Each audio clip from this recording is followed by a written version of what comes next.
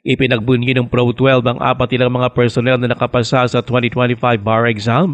Ang mga ito ay ang mga abogado na ring sina Lieutenant Colonel Michael Odeherete at mga Police Staff Master Sergeants na sina Barry Quimno, Lloyd Lindio at Renan Mendoza. Pinuri ni Pro 12 Regional Director Brigadier General Arnold Ardiante ang nasabing mga pulis dahil sa natataking dedikasyon at galing sa pagbalanse sa serbisyo publiko at hindi birong paghahanda para sa bar exam. Ayon pa sa nasabing police official, ang tagumpay ng apat nilang mga personnel ay sumubok din sa kanilang dedikasyon, talino, galing at commitment para sa hustisya, integridad at serbisyo. Dagdag pa ni Ardiante, sa mahirap na mapanghamong mundo ng law enforcement, itinaas na nasabing mga pulis ang antas ng profesionalismo at nagsilbi rin silang inspirasyon sa kapwa mga alagad ng batas.